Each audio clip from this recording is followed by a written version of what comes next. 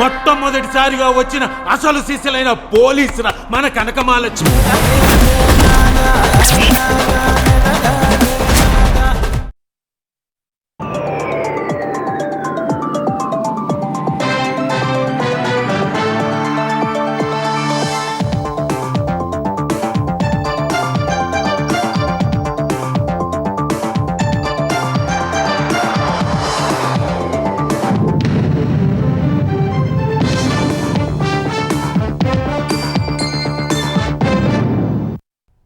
నమస్కారం, ETV news కు స్వాగతం. ముఖ్యాంశాలు.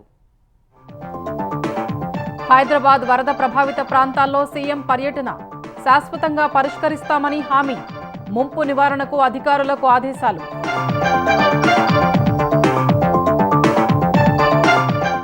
మధిరలో 630 కోట్లతో జవహర్ ఎత్తిపోతలకు శంకుస్థాపన, ఏడాదిలో పూర్తి చేస్తామన్న ఉత్తమ్. 33,000 ఎకరాలకు అందనున్న సాగునీరు. మన్యంలో రోడ్ల నిర్మాణంపై పవన్ సమీక్ష, డోలీ మోతలు లేకుండా చేయడమే లక్ష్యమని వెల్లడి, పనులు వేగవంతం చేయాలని ఆదేశం.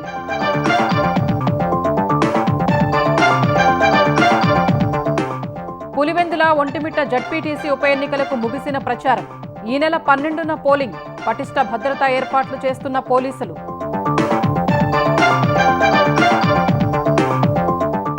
స్వదేశీ సాంకేతికతతోనే ఆపరేషన్ సింధూర్ విజయవంతం, ప్రధాని మోదీ స్పష్టీకరణ, గంటల్లోనే పాక్ను మోకాళ్లపై కూర్చోబెట్టినట్లు వెల్లడి. అమెరికా టారిఫ్లపై రాజ్నాథ్ ఘాటు విమర్శలు, భారత్ ప్రగతిని చూసి ఓర్వలేకపోతున్నారని ధ్వజం, అభివృద్ధిని ఎవరూ ఆపలేరని వ్యాఖ్య. గురుగావ్ భూ కుంభకోణం కేసులో రాబర్ట్ వాద్రాకు 58 కోట్ల లబ్ధి, ఛార్జిషీట్లో పేర్కొన్న ఈడీ, 2 సంస్థల నుంచి అందినట్లు అభియోగం.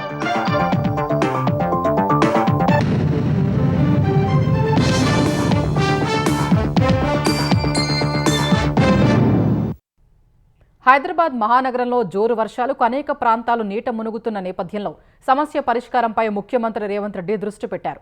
స్వయంగా రంగంలోకి దిగి క్షేత్రస్థాయిలో పరిస్థితిని పరిశీలించారు. అమీర్పేట పరిధిలోని ముంపు కాలనీలో ఆకస్మికంగా పర్యటించిన రేవంత్ రెడ్డి నాలాల ప్రక్షాళన చేపట్టి సమస్యకు శాశ్వత పరిష్కారం చూపిస్తామని హామీ ఇచ్చారు. వరుసగా కురుస్తున్న వర్షాలకు హైదరాబాద్లో పలు ప్రాంతాలను వరద ముంచెత్తుతోంది. ఇళ్లల్లోకి నీరు చేరి ప్రజలు, రోడ్లపై వరదతో వాహనదారులు ఇబ్బందులు పడుతున్నారు. ఈ తరుణంలో ముఖ్యమంత్రి రేవంత్ రెడ్డి అమీర్పేట బుద్ధనగర్ పరిధి గంగూబాయ్ బస్తీలో ఆకస్మికంగా పర్యటించారు. Hydraa commissioner Ranganath, GHMC zonal commissioner, స్థానిక కార్పొరేటర్తో కలిసి వీధుల్లో తిరుగుతూ అక్కడి డ్రైనేజీ వ్యవస్థను పరిశీలించారు. బస్తీవాసులను అడిగి సమస్యలు తెలుసుకున్నారు. ఏటా వర్షాకాలం వచ్చిందంటే ముంపు బెడద తప్పడం లేదని సీఎంకు స్థానికులు తెలిపారు.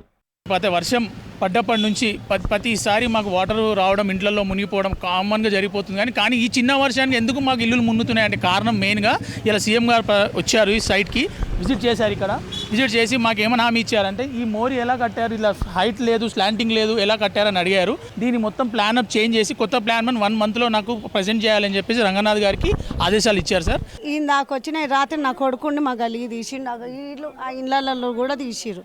3 ఇండ్లు ముద్దలు అయినాయి.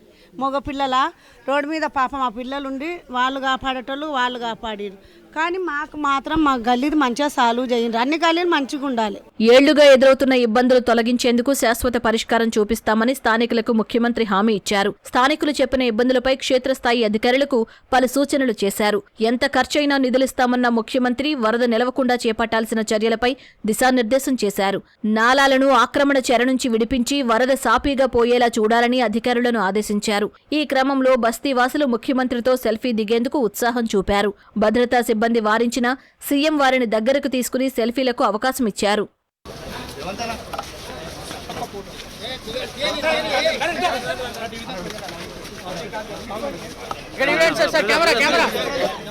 ఇదే సమయంలో హైదరాబాద్ మహానగరంలో వరదలపై జీహెచ్ఎంసీ అధికారులతో మంత్రి పొన్నం ప్రభాకర్ సమీక్ష నిర్వహించారు. వర్షాలు, వరదల నేపథ్యంలో జీహెచ్ఎంసీ చేపడుతున్న చర్యలపై ఆరా తీశారు. ప్రజా సమస్యలపై గతం కంటే వేగంగా స్పందిస్తున్నట్లు మంత్రి తెలిపారు. ప్రజలు కూడా ప్రభుత్వానికి సహకరించాలని కోరిన మంత్రి ప్రభాకర్ కార్యాలయాల నుంచి అందరూ ఒకేసారి బయటకు రావద్దని విజ్ఞప్తి చేశారు. శాశ్వత పరిష్కారానికి సంబంధించి ఇప్పటికే మీకు తెలుసు 141 వాటర్ ల్యాగింగ్ సెంటర్ల నుంచి 86 కంప్లీట్ అయినా, ఇంకొక 20 ఆన్ ప్రోగ్రెస్ లో ఉన్నాయి. మిగతా వాటికి సంబంధించి కూడా 5-6 ముఖ్యంగా ఇప్పుడు మైత్రివనమో లేకపోతే ఇంకా మసప్ ట్యాంక్ దగ్గరనో ఎన్ఎండిసి దగ్గర ఇటువంటి కొన్ని వాటిని పరిష్కరించాల్సిన అవసరం ఉంది. వాటి వల్ల ఆ ట్రాఫిక్ జామ్ అయ్యి దాని ఇంపాక్ట్ సిటీ అంత మీద పడుతున్నటువంటి పరిస్థితి చూస్తాం. వాటిని కూడా త్వరగా పూర్తి చేయడానికి ప్రణాళిక తీసుకొని పోతాను. ఇష్యూస్ లేవు. హైదరాబాద్ చాలా అద్భుతంగా అన్ని మేనేజ్మెంట్ అవుతున్నాయని మేమేం చెప్తలేం. కానీ గతము కంటే ప్రజా సమస్యల పట్ల ఎప్పటికప్పుడు స్పందించే విధానంతో అధికారులందరినీ సమన్వయం చేసే విధంగా మా ప్రభుత్వం, ముఖ్యమంత్రి గారు, మేము యావత్ కేబినెట్ తో పాటుగా గౌరవ మేయర్ గారు కూడా ఎప్పటికప్పుడు కోఆర్డినేషన్ చేసుకుంటా ఉన్నాం. గత 10 ఏళ్లలో పెండింగ్లో ఉన్న ప్రాజెక్టుల్ని బీఆర్ఎస్ సర్కారు పూర్తి చేయకపోవడం వల్లే నేటికి తెలంగాణలో సాగునీటి కష్టాలు కొనసాగుతున్నాయని ఉప ముఖ్యమంత్రి భట్టి విక్రమార్క ఆరోపించారు. ఖమ్మంలోని మధిర వంగవీడిలో 630 కోట్ల వ్యయంతో చేపట్టిన జవహర్ ఎత్తిపోతల పథకానికి మంత్రులు ఉత్తమ్, వాకటి శ్రీహరి, పొంగులేటి శ్రీనివాసరెడ్డి, కోమటిరెడ్డి వెంకటరెడ్డితో కలిసి భట్టి శంకుస్థాపన చేశారు. శంకుస్థాపనకు వచ్చిన సహచర మంత్రులకు భట్టి ధన్యవాదాలు తెలిపారు. ఇందిరమ్మ ప్రభుత్వంలో 33,000 ఎకరాల ఆయకట్టు జోన్ 2లోకి తెచ్చామని మంత్రి పొంగులేటి చెప్పారు. ఏడాదిలో జవహర్ ఎత్తిపోతల ప్రాజెక్టు పూర్తి చేయడానికి ఆదేశాలు ఇస్తున్నారని ఉత్తమ్ కుమార్ రెడ్డి వెల్లడించారు. కాళేశ్వరంపై జస్టిస్ ఘోష్ కమిషన్ ఇచ్చిన నివేదిక చూడకుండా తమపై ఆరోపణలు చేస్తున్నారని ఉత్తమ్ కుమార్ రెడ్డి విమర్శించారు. శ్రీశైలం ఎగువ భాగాన రోజుకు 11 టీఎంసీలు తరలిస్తున్న పోతిరెడ్డిపాడు ఎత్తిపోతల్ని వెంటనే నిలిపివేయాలని ఆంధ్రప్రదేశ్ ముఖ్యమంత్రి చంద్రబాబును కోరుతున్నట్లు భట్టి, ఉత్తమ్ చెప్పారు. ఈ జవహర్ లిఫ్ట్ ఇరిగేషన్ పథకం కింద ఖచ్చితంగా 33,000 ఎకరాలకి ఈ స్కీమ్ ద్వారా నీళ్లు రావడం ఎంతో సంతోషకరం అని చెప్పి మనం చేస్తున్నాం. చాలా స్టేట్ గా మీడియా ద్వారా యావత్ తెలంగాణకి తెలియజేస్తున్నా. గోదావరి రివర్ మేనేజ్మెంట్ బోర్డు లో, పోలవరం ప్రాజెక్ట్ అథారిటీలో, సిడబ్ల్యూసిలో న్యాయపరంగా అన్ని వేదికల్లో మేము పన్కచర్ల ప్రాజెక్టుకి వ్యతిరేకంగా పోరాటం చేస్తాము. నీళ్ల కోసమే తెచ్చుకున్న రాష్ట్రం అయినప్పటికి కూడా నీటి పారుదల ప్రాజెక్టుల ద్వారా భూములకి మళ్లించేటువంటి కార్యక్రమం చేపట్టకపోగా ఆనాటి ఉమ్మడి రాష్ట్రంలో మొదలుపెట్టినటువంటి ప్రాజెక్టులు కూడా కట్టకుండా గాలికి వదిలేయటం వల్ల ఈ రోజు రాష్ట్రం అంతా కూడా ఇబ్బంది పడుతున్నటువంటి సంగతి కూడా మీ అందరికీ తెలిసింది. చివరికి జవహర్ జాలిముడి ప్రాజెక్టు కూడా దీన్ని పక్కన పెట్టి గాలికి వదిలేసింది తప్ప దీనికి రూపాయి కూడా శాంక్షన్ చేయలేదు. తిరిగి మన ప్రభుత్వం ఇందిరమ్మ రాజ్యం వచ్చిన తర్వాత దీనికి శాంక్షన్ చేసి ప్రాసెస్ చేసి మధిర ప్రాంత ప్రజలందరి తరఫున వారికి ధన్యవాదాలు కూడా ప్రత్యేకంగా తెలియజేస్తా ఉన్నాను. కాంగ్రెస్ నేత కొండా మురళి మరోసారి పీసీసీ క్రమశిక్షణ కమిటీ ముందు హాజరయ్యారు. గతంలో ఒక కార్యక్రమంలో వరంగల్ నేతల్ని ఉద్దేశించి కొండా మురళి చేసిన వ్యాఖ్యలు వివాదాస్పదమయ్యాయి. ఈ నేపథ్యంలో ఆయన గతంలో పీసీసీ క్రమశిక్షణ కమిటీ గాంధీ భవన్కు పిలిచి వివరణ అడిగింది. దీనిపై లిఖితపూర్వక వివరణ కోసం మళ్లీ షోకాజ్ నోటీసు ఇవ్వగా నేడు మరోసారి హాజరయ్యారు. వరంగల్ నేతల మధ్య విభేదాలు, ఎమ్మెల్యే అనిరుద్ధ్ రెడ్డి అంశంపై చర్చించామని క్రమశిక్షణ కమిటీ చైర్మన్ మల్లు రవి సమావేశం తర్వాత తెలిపారు. ఎమ్మెల్యేలతో పాటు కొండా మురళి కూడా లిఖితపూర్వకంగా సమాచారం ఇచ్చారని వివరించారు. ఎమ్మెల్యే కోమటిరెడ్డి రాజగోపాల్ రెడ్డి అంశం తమ దృష్టికి రాలేదని మల్లు రవి తెలిపారు. వరంగల్ సంబంధించినటువంటి ఎమ్మెల్యేలు కొండా మురళి గారి సబ్జెక్టుని తీసుకొని రావటం జరిగింది. అదే రకంగా జడ్చల్ల ఎమ్మెల్యే అనిరుద్ధ్ రెడ్డి గారు వారి దాని మీద కూడా ఒక ఫైనల్ నిర్ణయానికి వచ్చాం. భవిష్యత్తులో కాంగ్రెస్ పార్టీ కోసం కలిసికట్టుగా పనిచేయడానికి ఒప్పుకున్నారు కాబట్టి ఈ నిర్ణయం జరిగింది. మాజీ ఎమ్మెల్యే గువ్వల బాలరాజు బీజేపీలో చేరారు. హైదరాబాద్లోని పార్టీ రాష్ట్ర కార్యాలయంలో బాలరాజుకు బీజేపీ తెలంగాణ అధ్యక్షుడు రామచంద్రరావు కండువా కప్పి కమలదళంలోకి ఆహ్వానించారు. తెలంగాణలో బీజేపీ బలోపేతం అవుతోందనేందుకు మాజీ ఎమ్మెల్యే గువ్వల బాలరాజు పార్టీలో చేరడమే నిదర్శనమని ఆయన తెలిపారు. తనను అవకాశవాదిలాగా బీఆర్ఎస్ నేతలు వ్యాఖ్యానించడాన్ని బాలరాజు తప్పుపట్టారు. జయశంకర్ సిద్ధాంతాలతోనే బీఆర్ఎస్లోకి వెళ్లారని వివరించారు. పేద వర్గాలను ఎవరు కాపాడతారో వారితో జతకడతానని బాలరాజు స్పష్టం చేశారు. ప్రొఫెసర్ జయశంకర్ గారి ఆశయ సాధన వారే టిఆర్ఎస్ కి సిద్ధాంతకర్త కాబట్టి, ఆయన ఒక త్యాగధనుడు కాబట్టి ఆ పార్టీలో మనం చేరిపోదామని సొంతంగా నిర్ణయం తీసుకున్న తప్ప కొంతమంది మాట్లాడుతున్నారు గువ్వల బాలరాజ్ కు అవకాశం ఇచ్చినామని. గువ్వల బాలరాజ్ అవకాశాలు వెతుక్కొని ప్రజాసేవ కోసం వచ్చిండు. గువ్వల బాలరాజ్ ఎదగడానికి కాదు అనేది ఈ రోజు మీ ముందు కూడా స్పష్టం చేస్తా ఉన్నా.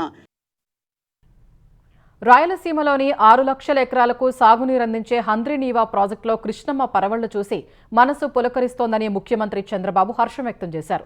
ప్రతి ప్రాజెక్టు నిండేలా, ప్రతి చెరువుకు నీరందేలా, చివరి భూముల్ని సైతం తడిపేలా అత్యధిక సామర్థ్యంతో హంద్రీనీవా కాల్వల్లోని నీటి ప్రవాహాలు రైతన్నల ఆశల్ని, ఆకాంక్షల్ని తీరుస్తున్నాయన్నారు. రికార్డు సమయంలో కాలువల విస్తరణ చేపట్టిన కారణంగానే ఈ సీజన్లో చివరి భూములకు నీరందించాలనే కల సాకారమవుతోందని అభిప్రాయపడ్డారు. రైతుల సంతోషం తమ సంకల్పానికి మరింత బలాన్ని ఇస్తోందన్నారు. గిరిజన ప్రాంతాల్లో అడవితల్లి బాట పేరిట చేపట్టిన నూతన రహదారుల నిర్మాణాన్ని వేగవంతం చేయాలని ఆంధ్రప్రదేశ్ ఉప ముఖ్యమంత్రి పవన్ కళ్యాణ్ ఆదేశించారు. పనులు పూర్తయితే 625 గిరిజన ఆవాసాలకు మెరుగైన రహదారి సౌకర్యం ఏర్పాటవుతుందని అధికారులకు తెలిపారు.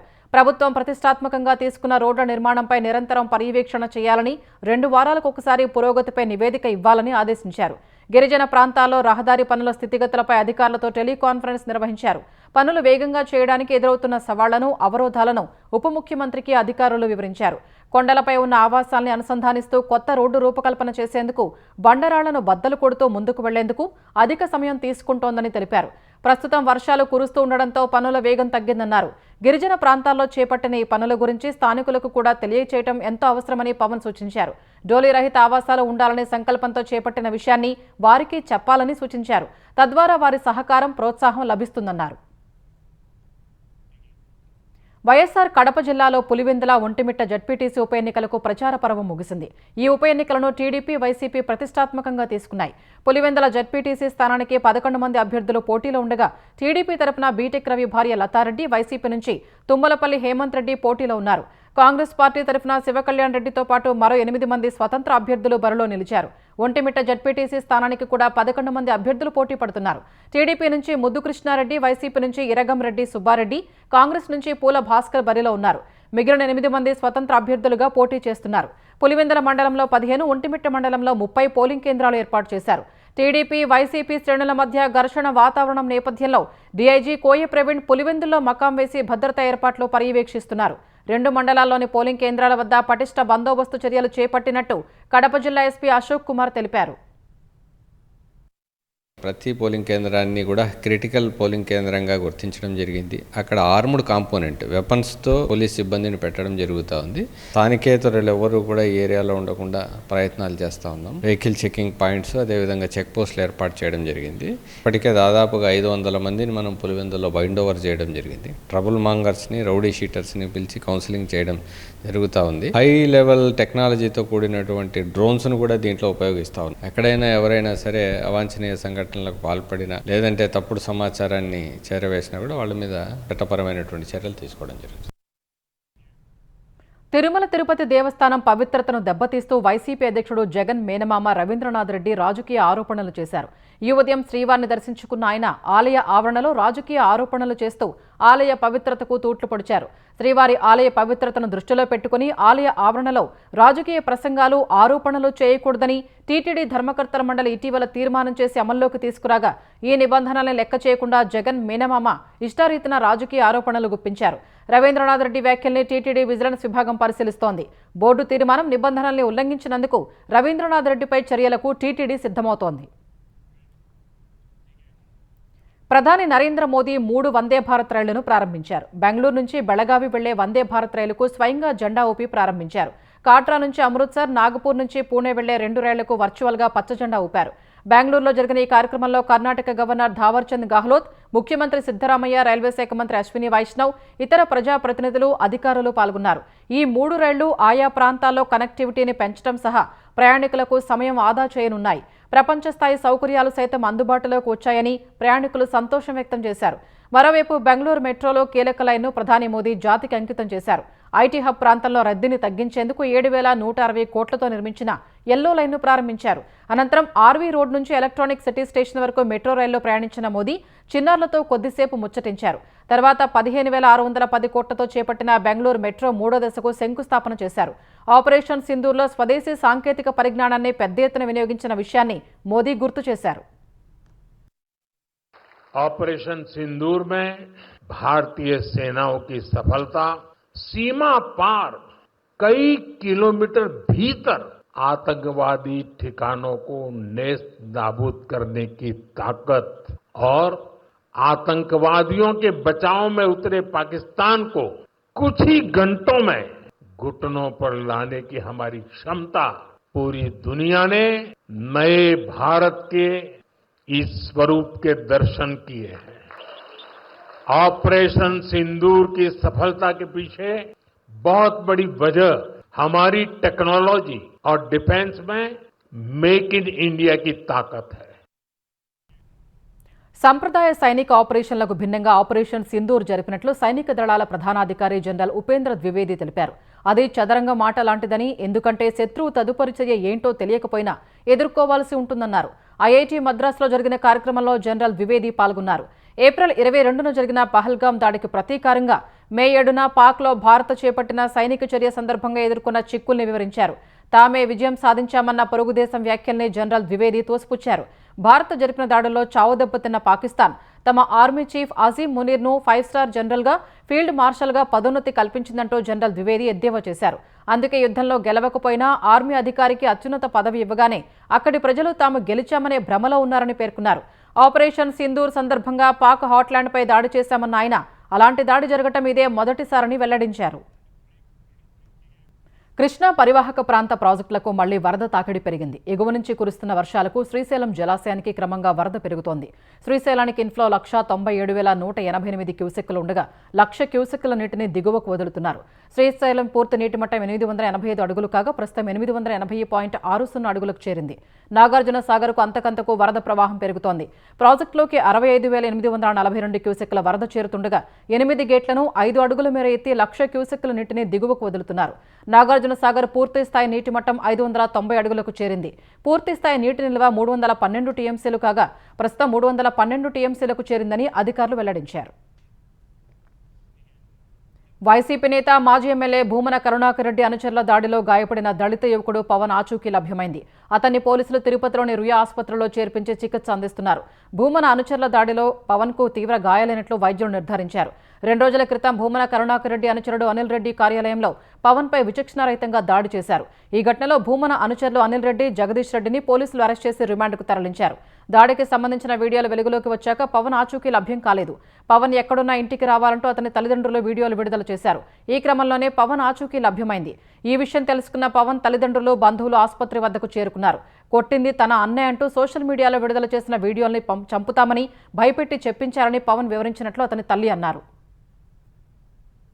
వీడియోలు ఆ విధంగా పెట్టినారు కదా, మళ్ళీ నువ్వు ఆ విధంగా ఫేక్ వీడియోలు పెట్టి ఎవరు చెప్పించినారు, ఎందుకు చెప్పినావు అట్లా, నన్ను ఎవరు ఏం చేయలేదు, నన్ను కొట్టలేదు, మా అన్నే అని అలా ఎందుకు చెప్పినావు అంటే, అలా చెప్పకపోతే నన్ను చంపేస్తానన్నారమ్మా అని అలా చెప్పినారు. ఎవరు చెప్పించారనేది తెలియదండి, పేర్లు ఎవరివి చెప్పలేదు. అలా చెప్పకపోతే కొట్టి ఇంకా చంపేస్తామా అన్నారు, అందుకు భయపడి అలా చెప్పినానమ్మా అని చెప్పినాడు.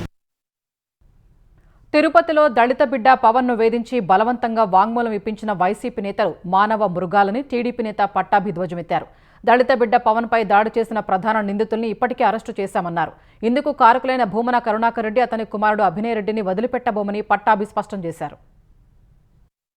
భూమన కరుణాకర్ రెడ్డి, అతని కొడుకు అభినయ్ రెడ్డి ఒక దళిత బిడ్డని చిత్రహింసలు గురి చేయటమే కాకుండా ఎప్పుడైతే ఆ వీడియోలు బయటపడ్డాయో అంటే మనిషి రూపంలో ఉన్నటువంటి మానవ మృగాలు వైసీపీకి చెందినటువంటి నాయకులని చెప్పడానికి ఇంతకంటే ప్రత్యక్ష ఉదాహరణ ఏం కావాలండి. ఈ కేసుకు సంబంధించి గౌరవ ముఖ్యమంత్రి చంద్రబాబు నాయుడు గారు పోలీసులకి గట్టి ఆదేశాలు ఇచ్చి ఆ బిడ్డని వారి కిడ్నాప్ చర్య నుంచి రక్షించడం జరిగింది. ప్రధాన ముద్దాయిలందరినీ కూడా ఇప్పటికే అరెస్ట్ చేయడం జరిగింది. ఈ వ్యవహారాన్ని నడిపించినటువంటి కరుణాకర్ రెడ్డి, అతని కుమారుడైనటువంటి అభినయ్ రెడ్డిని కూడా వదిలిపెట్టే ప్రసక్తే లేదు.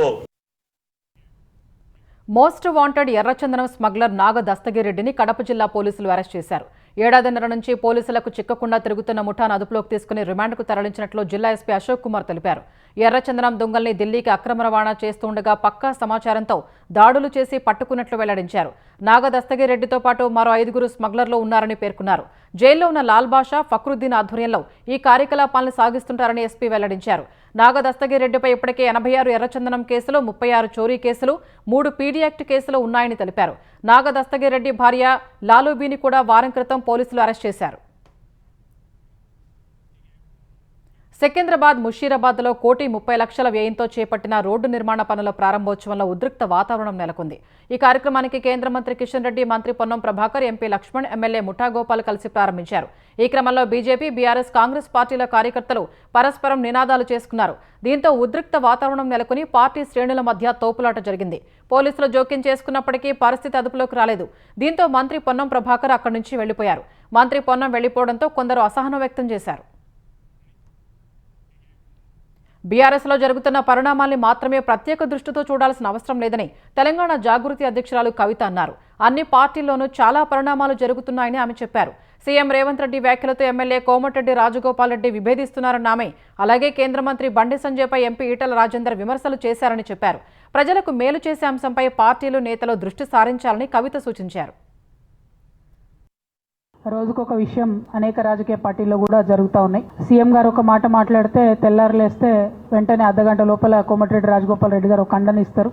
బండి సంజయ్ అన్నని పట్టుకొని డైరెక్ట్గా ఈటల రాజేందర్ గారు వార్నింగ్ ఇస్తారు. అట్లా మొత్తం అన్ని పార్టీలలో కూడా ఏదో ఒకటి నడుస్తూనే ఉన్నది. అందులో పెద్ద ఆలోచించేదేం లేదు. సో ప్రత్యేకమైనటువంటి దృష్టి బీఆర్ఎస్ మీదనే పెట్టాల్సినటువంటి అవసరం కూడా లేదు. రేపు చిత్రీకరణలు పూర్తిగా నిలిపివేస్తామని తెలుగు ఫిల్మ్ ఫెడరేషన్ స్పష్టం చేసింది. ఇప్పటికే షెడ్యూల్ ఉంటే 1-2 రోజులు సమయం ఇస్తామని తెలిపింది. చర్చలు ఫలించకపోతే చిత్రీకరణలు పూర్తిగా నిలిపివేస్తామని హెచ్చరించింది. హైదరాబాద్ కృష్ణానగర్లోని ఫిల్మ్ ఫెడరేషన్ కార్యాలయం వద్దకు 8వ రోజు సినీ కార్మికులు భారీగా చేరుకుని నిరసన తెలిపారు. కార్మికుల వేతనాలు పెంచేందుకు నిర్మాతలు జంకుతున్నారని ఫిల్మ్ ఫెడరేషన్ అధ్యక్షుడు అనిల్ ఆరోపించారు. సినీ కార్మికుల వేతనాలు పెంచడం సమస్య కాదన్న ఆయన బడ్జెట్ పెంచుకోవటం, నియంత్రించుకోవటం వారికి అర్థం కావట్లేదన్నారు. త్వరలో సినిమాటోగ్రఫీ మంత్రి కోమటిరెడ్డి వెంకటరెడ్డిని కలిసి సినీ కార్మికుల సమస్యల్ని వివరిస్తానని అనిల్ తెలిపారు. రష్యా ఉక్రెయిన్ యుద్ధం ముగింపు ప్రయత్నాల్లో భాగంగా ఈ నెల 15న అమెరికాలోని అలస్కాలో పుతిన్తో సమావేశం కానున్న ట్రంప్ ఈ భేటీకి ఉక్రెయిన్ అధ్యక్షుడు జెలెన్స్కీని కూడా ఆహ్వానించనున్నట్లు తెలిసింది. ఈ విషయాన్ని వైట్ హౌస్ పరిశీలిస్తున్నట్లు అంతర్జాతీయ మీడియా వర్గాలు పేర్కొన్నాయి. వాస్తవానికి అలస్కాలో పుతిన్ జెలెన్స్కీతో త్రైపాక్షిక భేటీ నిర్వహించాలని ముందే ట్రంప్ భావించారు. ఇటీవల అమెరికా ప్రత్యేక రాయబారి స్టీవ్ విట్కాఫ్ మాస్కో పర్యటన సమయంలోనూ ఇదే విషయాన్ని ప్రతిపాదించారు. దీనిపై క్రెమ్లిన్ నుంచి ఎలాంటి స్పందన రాకపోవడం వల్ల తొలుత పుతిన్తో ద్వైపాక్షిక భేటీ జరిపి కాల్పుల విరమణ ఒప్పందానికి ఒప్పించాలని యోచించారు. తాజాగా ఈ భేటీకి జెలెన్స్కీని ఆహ్వానించాలని ట్రంప్ యోచిస్తున్నట్లు సమాచారం. శాంతి చర్చల్లో కీవ్ని కూడా భాగం చేయాలని UK, France, Italy, Germany, Poland, Finland వంటి ఐరోపా దేశాలు అగ్రరాజ్యానికి విజ్ఞప్తి చేయడం కూడా ఇందుకు కారణంగా తెలుస్తోంది. ఈ నెల 15న పుతిన్తో జరిగే భేటీలో యుద్ధం ముగింపుపై చర్చలు జరపనున్నట్లు ఇప్పటికే ట్రంప్ తెలిపారు. శాంతి ఒప్పందంలో భాగంగా భూభాగాల మార్పిడి ఉంటుందని ఆయన వెల్లడించారు. అయితే భూభాగాల మార్పిడిని జెలెన్స్కీ వ్యతిరేకిస్తున్నారు. ఈ నేపథ్యంలో అలాస్కా సమావేశంలో ఆయన పాల్గొంటారా లేదా అనే విషయంపై ఉత్కంఠ నెలకొంది. భారత్ ఎగుమతులపై 50% సుంకాలు విధించిన అమెరికాను ఉద్దేశించి రక్షణ మంత్రి రాజ్నాథ్ సింగ్ తొలిసారి పరోక్షంగా ఘాటు విమర్శలు చేశారు. ప్రపంచానికి తామే బాస్ అనుకునే దేశం భారత్ అభివృద్ధిని చూసి ఓర్వలేకపోతోందని ఆరోపించారు. మధ్యప్రదేశ్లో జరిగిన ఒక కార్యక్రమంలో పాల్గొన్న రాజ్నాథ్ సుంకాల వ్యవహారంపై ట్రంప్ వైఖరిని తప్పుపట్టారు. ఎవరు ఎన్ని చేసినా భారత్ అభివృద్ధిని అడ్డుకోలేరని తేల్చి చెప్పారు. भारत का विकास जितनी तेजी के साथ हो रहा है उन्हें रास नहीं आ रहा है, उन्हें अच्छा नहीं लग रहा है. सबके बास तो हम हैं. भारत कैसे इतनी तेजी के साथ बढ़ रहा है और बहुतों के द्वारा यह कोशिश की जा रही है कुछ ऐसा किया जाए ताकि भारत में भारतवासियों के हाथों से जो चीजें तैयार होती हैं वह दुनिया के देशों में जाएं तो उन देशों में बनने वाली चीजों से वह महंगी हो जाएं, ताकि भारत की धरती पर भारतवासियों के हाथों से बनी हुई चीजें जब महंगी हो जाएंगी तो दुनिया के दोस्त को लोग उसे नहीं खरीदेंगे. यह कोशिश की जा रही है. लेकिन बहनों भाइयों, भारत जितनी तेजी के साथ आगे बढ़ रहा है मैं पूरे विश्वास के साथ कहता हूं कि भारत को अब दुनिया की कोई ताकत विश्व की एक बड़ी शक्ति बनने से रोक नहीं सकती. బీహార్లో ముందస్తు నోటీసు ఇవ్వకుండా ఒక్క ఓటరు పేరు కూడా ముసాయిదా ఓటరు జాబితా నుంచి తొలగించబోమని కేంద్ర ఎన్నికల సంఘం స్పష్టం చేసింది. ఈ మేరకు సుప్రీంకోర్టుకు సమర్పించిన అఫిడవిట్లో వివరించింది. సంబంధిత వ్యక్తి అభిప్రాయాన్ని తెలుసుకున్న తర్వాతే తగిన ఆదేశాలు ఉంటాయని పేర్కొంది. ముసాయిదా ఓటరు జాబితాలో చేర్చని వ్యక్తుల పేర్లతో జాబితా విడుదల చేయాల్సిన అవసరం లేదని తేల్చి చెప్పింది. బీహార్లో 7.24 కోట్ల మంది ఓటర్లు ఉన్నారంటూ ఈ నెల 1న ముసాయిదా ఓటరు జాబితా విడుదల చేసిన ఈసీ వేర్వేరు ప్రాంతాలకు వలస వెళ్లడం సహా చనిపోయిన వారు జాబితాలో ఉన్నారంటూ 65 లక్షల మంది పేర్లు తొలగించింది. నియోజకవర్గాలు, పోలింగ్ కేంద్రాల వారీగా వారి పేర్లను ప్రచురించాలని పిటిషనర్ చేసిన అభ్యర్థనపై మరో అఫిడవిట్ సమర్పించిన ఈసీ అర్హులైన ఒక్కరు కూడా ఓటు హక్కు కోల్పోకుండా అన్ని జాగ్రత్తలు తీసుకుంటున్నట్లు వివరించింది. కాంగ్రెస్ ఎంపీ ప్రియాంక గాంధీ భర్త వ్యాపారవేత్త రాబర్ట్ వాద్రాపై ఎన్ఫోర్స్మెంట్ డైరెక్టరేట్ ఈడీ దాఖలు చేసిన పిటిషన్లో కీలక అంశాలను పేర్కొంది. గురుగావ్ భూ కుంభకోణం కేసులో రాబర్ట్ వాద్రా అక్రమ మార్గాల్లో 58 కోట్లు పొందారని ఈడీ తెలిపింది. 2 సంస్థల నుంచి రాబర్ట్ వాద్రాకు అక్రమంగా డబ్బు అందిందని, వాటిలో బ్లూ బ్రిడ్జ్ ట్రేడింగ్ సంస్థ ద్వారా వాద్రాకు 5 కోట్లు వచ్చాయని తెలిపింది. స్కైలైట్ హాస్పిటాలిటీ సంస్థ నుంచి వాద్రాకు 53 కోట్లు అందినట్టు పేర్కొంది. మొత్తం 58 కోట్ల రూపాయలతో స్థిరాస్తుల్ని సంపాదించడానికి, పెట్టుబడులు పెట్టడానికి, రుణాలు పొందడానికి వినియోగించారని ఈడీ ఆరోపించింది.